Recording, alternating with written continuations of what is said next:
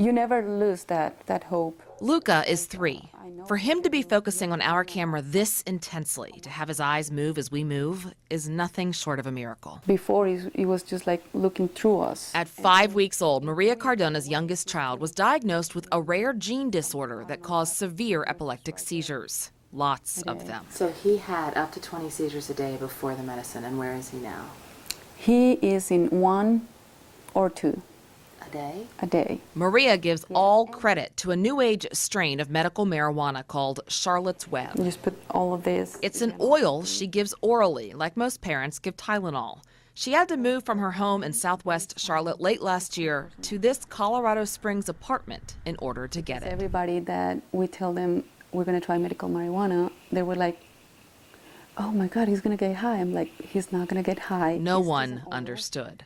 But to Maria and her husband, it was simple. We have tried 13 different medicines, so why not? Why not medical marijuana? Go show Grandmama. Same story for mom and native Charlottean Liz Gorman. Her daughter Maddie has severe epilepsy. Over 5 years, we've had uncontrolled seizures. She's 7, but on an 18-month-old level. Hey, Maddie, can you count the balloons? I remember really thinking that I loved it when she was little and that I wished I could keep her that way forever, and somehow I got that. You can do it. Maddie's been on 14 medications, even had brain surgery. Nothing worked.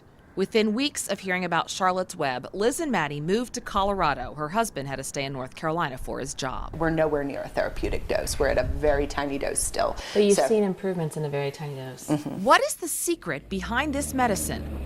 The answers we learn were up this dirt road tucked high in the Rockies in an unsuspecting cabin marked as private. This is the headquarters for the company making Charlotte's Web. The location is called The Grow. Walk in and business hits you head on. Every strain requires a little bit different of a nutrient. Seedlings are inside, 2 greenhouses filled down the hill. It's busy, focused, with hippie-like chaos and a family-oriented feel. Hi, sweetie pie. Jordan Stanley and his brothers run this operation. We have around 150 kids that we're treating at the moment, and several hundred on the waiting list. Jordan says the trick to finding out how to treat pediatric epilepsy is knowing what's in a marijuana plant. The plant has THC, the stuff that makes you high, and CBD, the stuff that can be therapeutic. Through trial and error, the Stanley brothers removed most of the THC and focused on creating an oil really high in CBD. They called it Charlotte's Web after the first little girl it worked for. You saw Jordan pick her up a minute ago. Her name is Charlotte. She comes in, she just kind of molds to you. There are no official studies on Charlotte's Web. No federal agency says this works. But word of mouth is spreading like wildfire. In our 2 hours there, a half-dozen families from around the country showed up to check it out. Got kids coming in and everything. Oh, yeah. As if that's not enough, while touring the greenhouses, we ran into a dad from Wilmington, North Carolina. His 6-year-old daughter, Mia, has 2 to 3 seizures a minute. I see hope, you know. It almost brings tears to my eyes to come here and see this. Are you going to move here from Wilmington? It's a very good possibility, yes. We get to be the people that get to make a difference. It's an honor and it's a thrill to be able to be a part of all of these families' lives. You can look at this one. Lives, which according to these 2 Carolina moms, are getting better. Any little thing, little good thing, like a smile, gaining, strength, that makes our days. Will you say hi? As for the future, Liz says she has no problem begging North Carolina lawmakers to specifically legalize medical marijuana high in CBD. The medicine, she reminds anyone who will listen, helps kids and gets no one high. To me, it's pretty black and white. It's hard to understand why this is something that children all over the country who are suffering with similar types of epilepsies shouldn't have access to. It's just a little bit, it's very sad. Oh, where's that one go? We shouldn't have to move for this.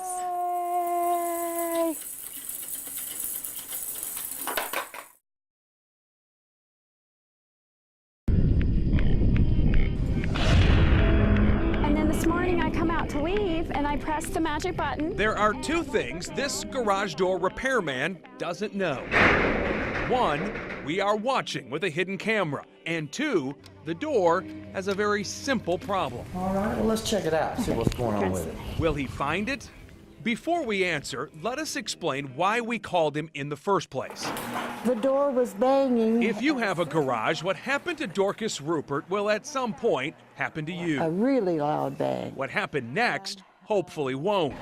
She needed a repair company, and Garage Door Services, GDS, had just happened to send an offer to her mailbox. Senior discounts. She was told she needed a new spring, and after that supposed discount, this retired widow paid almost $900. Sound high? Yes, that's very high. Chandler Potts is with Lighthouse Door.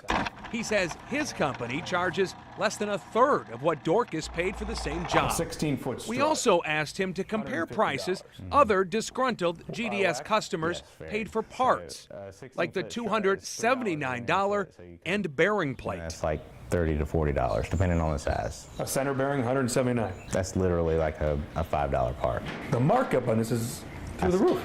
Outrageous. And in the case of Dorcas, the spring replacement didn't fix the problem.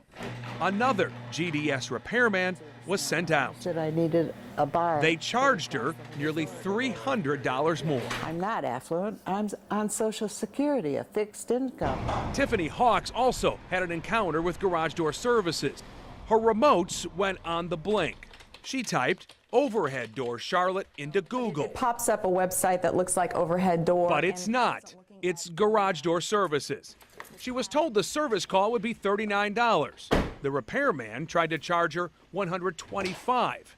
After he left, she noticed this sticker and realized she hadn't called overhead door. I got sick to my stomach because then I thought, who are these people? This is not what we discussed over the phone. West W.T. Harris. We went looking for Garage Door Services, found an address for them, 580 West W.T. Harris Boulevard. Something's not quite right with that. Clearly, we're not getting their side of the story here. You do service that. Which is why we called the company out to the house of a WBTV producer to see how GDS operates. But before we did, How you doing, Ricky? we asked Lighthouse Door to come by and check the system out. The tech gave it all a good look. He said the operator was in good shape. Functionality of the door itself. It's fine. So we know our system here is working perfectly. For the purpose of this test, all we're going to do is loosen up one wire so the garage door won't close. Do you service overhead doors? And we made the call. We asked a volunteer to stand in as the homeowner. If there's any way I could get a service He call? said the service call would cost $39. Hello. We were able to watch and listen to him work from the kitchen through a hidden camera. Well, let's check it out, see what's going on with it. You'll see him walk around, glance at a few things, push a few buttons. It took him all of 4 minutes to come up with a diagnosis. I think you need a new operator. He never went in the corner where the wire was loose.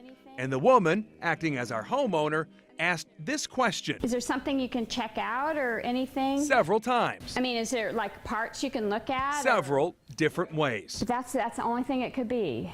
Yes, ma'am. And what was this new operator going to cost? $451. Plus 200 more to put it in. Let me think about this. It was time for us to say hello. Jamie Bow from WBTV. Hey, how are you doing today? I'm doing good. Good. So you think this has to be replaced, huh? I think so. Did you check down over here? Did I check the eyes? Yeah. I sure did. We knew he hadn't. Let's take a look closer. It's just a wire off there. Yep, now it's not on. You're going to charge her for $600 and some for a loose wire. Now, if I'd have found that, no, I wouldn't have. You didn't even look at it. Sure I did. I checked the lights. I checked the bulbs. Did you look at the wiring? No, I did not. We didn't put in the new opener, we just put the wire back on. The door works fine again. The tech we had was not the same one called out to the other customers we talked to. We did ask ours, though, to have his boss call us. Had a couple conversations with a Jason in San Diego. He wouldn't give me his last name, but he said he wanted to work with the unhappy customers. And we found out late this afternoon the company told Mrs. Rupert they will be sending her a check for $816. By the way, this right here may have showed up in your mailbox recently. It's a coupon for Jimmy's Garage Doors. The phone numbers take you to Garage Door Services. Molly?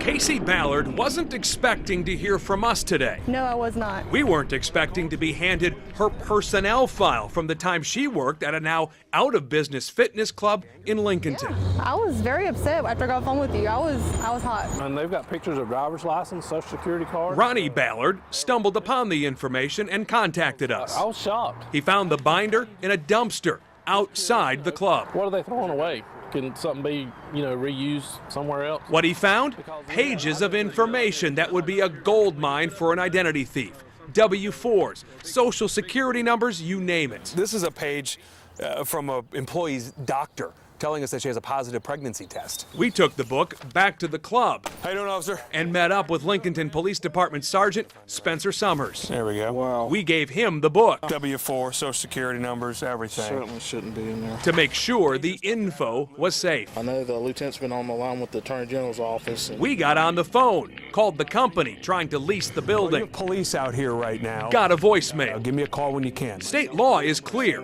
Businesses that possess personal information must take reasonable measures to protect against its unauthorized use.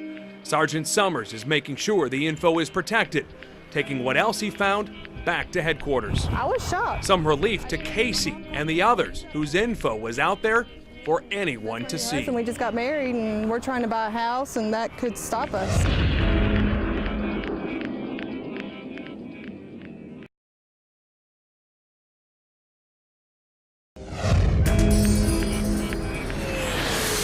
In a place where planes and passengers get all the attention, it was a tip about parking that brought us to the airport just before Christmas. Wednesday, December 22nd. An airline employee was worried about this minivan. Told us they had reported it weeks earlier. It's December 28th and it's still here. Sitting in a handicap spot. It has no license plate, a flat tire, and the keys are in the ignition. The 18th of January. It rests just 50 yards or so from the front of the airport. March 2nd. Turns out the van has been in this prime parking spot for more than 250 days. I would say that car has been abandoned. On the phone, Airport Director Jerry Orr. He declined our request to go on camera. Should it have been moved by now? Well, it's hard to get cars out of the deck, but it should have been moved by now. It's not the only one.